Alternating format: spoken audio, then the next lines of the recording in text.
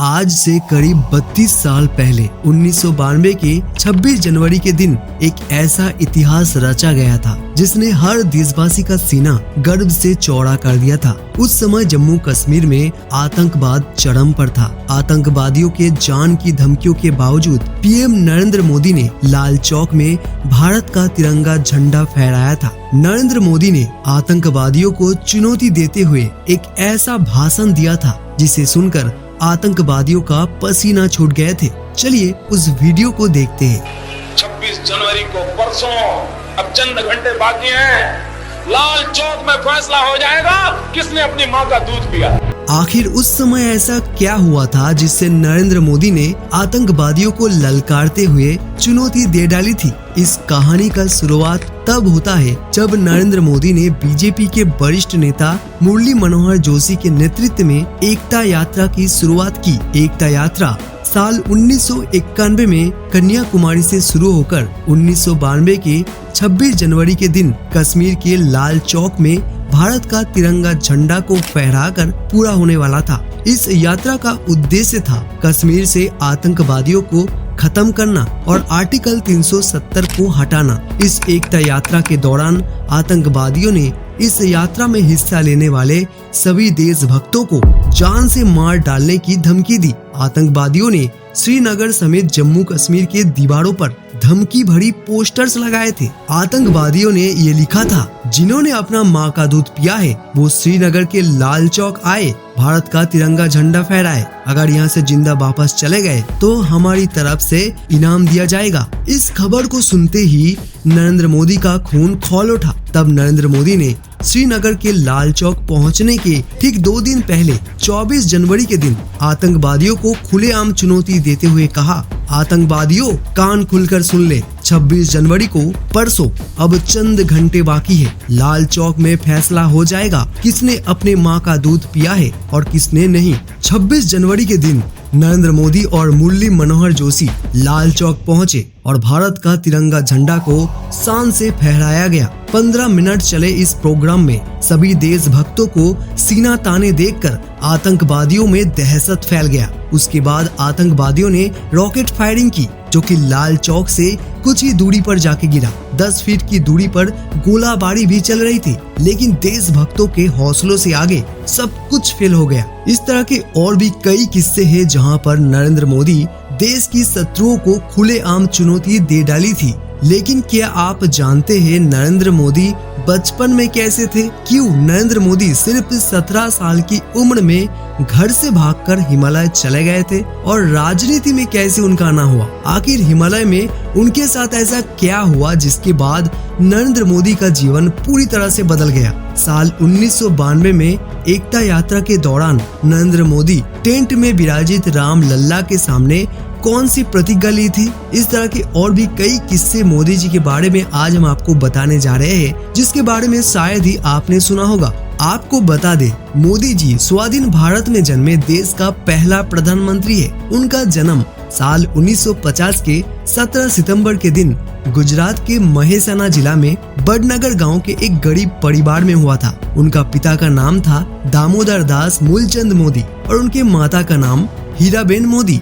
मोदी जी उनके 6 भाई बहन में से तीसरे नंबर पर थे। नरेंद्र मोदी जी के पिताजी बड़नगर स्टेशन में एक छोटी सी चाय की दुकान चलाते थे और बचपन में मोदी जी हर रोज स्कूल छुट्टी होने के बाद दुकान पर आते थे और चाय बेचने में उनकी पिताजी की मदद करते थे। कभी कभी ट्रेन के डिब्बे में जाकर भी मोदी जी चाय बेचा करते थे। मोदी जी के स्कूल टीचर बताते हैं, मोदी जी पढ़ाई लिखाई में एवरेज स्टूडेंट था, लेकिन उन्हें एक्टिंग का बहुत ज्यादा शौक था। वे कभी कभी स्कूल में विवाद नाटकों में हिस्सा लेते और पुरस्कार भी जीतते थे। नरेंद्र मोदी ने महज 8 साल की उम्र में आरएसएस की शाखा में जाने लगे। उस समय पहली बार लक्ष्मण राव इनामदार, जिसे वकील साहब के नाम से जाने जाते हैं, उन्होंने मोदी जी को बाल स्वयं सेवक के रूप में शपथ दिलाई थी। 1962 में इंडो चीन युद्ध में जब भारत की हार हुई तब मोदी जी बिल्कुल टूट चुके थे। तभी उन्होंने सोचा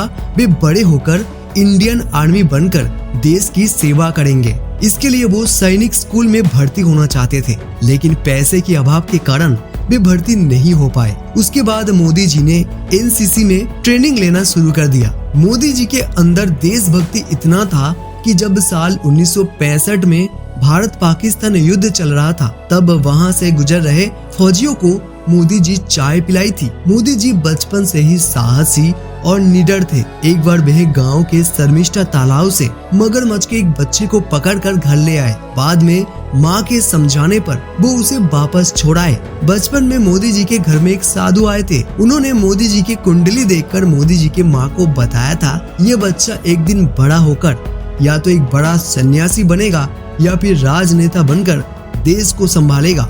बचपन में नरेंद्र मोदी को साधु संतों के साथ रहना अच्छा लगता था और पूजा पाठ में भी उनकी काफी रुचि आने लग गई। इस चीज को देखते हुए नरेंद्र मोदी के माँ को ये डर सताने लगे कि कहीं मेरा बेटा सन्यासी न बन जाए। इसलिए नरेंद्र मोदी के माँ ने उसकी सगाई सिर्फ 13 साल की उम्र में यशोदाबेन चमन लाल से करवा दी और 17 साल की उम्र में उन दोनों की विवाह हो गई। पीएम नरेंद्र मोदी बताते हैं कि उन्होंने सिर्फ 17 साल की उम्र में सन्यासी बनने के लिए घर छोड़कर भाग गए थे। लेकिन मेरे विद्यार्थी काल, स्कूली जीवन के बाद मैं हिमालय में चला गया था। हिमालय के मेरी जिंदगी के जो 3 साल है करीब। नरेंद्र मोदी बचपन से ही स्वामी विवेकानंद जी के बारे में पढ़ा करते थे। मोदी जी स्वामी विवेकानंद जी से बहुत ज्यादा प्रभावित थे। इसलिए जब उन्होंने घर छोड़ा तो दीक्षा लेने के लिए सबसे पहले पश्चिम बंगाल के बेलूर मठ आए, लेकिन उन्हें दीक्षा नहीं दिया गया क्योंकि रामकृष्ण मिशन में दीक्षा लेने के लिए ग्रेजुएट होना पड़ता है, जो कि मोदी जी नहीं थे। उनके अंदर सन्यासी बनने का जिद इतना था कि उन्होंने हिमालय चले गए। हिमालय में मोदी जी 2 साल रहे और उन 2 सालों में उनके साथ बहुत अजीब घटनाएं घटी। कहा जाता है कि हिमालय में उनको एक दिव्य साधु से मुलाकात हुआ था। उन्होंने ही मोदी जी को सिद्धियां प्राप्त कराने में मदद की। ऐसा कहा जाता है कि मोदी जी हिमालय छोड़कर नहीं जाना चाहते थे, लेकिन उस दिव्य साधु ने मोदी जी को कहा, बालक नरेंद्र, तुम्हारे पास 2 रास्ता है। अगर तुम तपस्या करो और तपस्वी जीवन जियो तो तुम ऋषि बन जाओगे, लेकिन नियति ने तुम्हें दूसरी चीज के लिए चुना है, जिसके लिए तुम इस सन्यासी जीवन को त्याग कर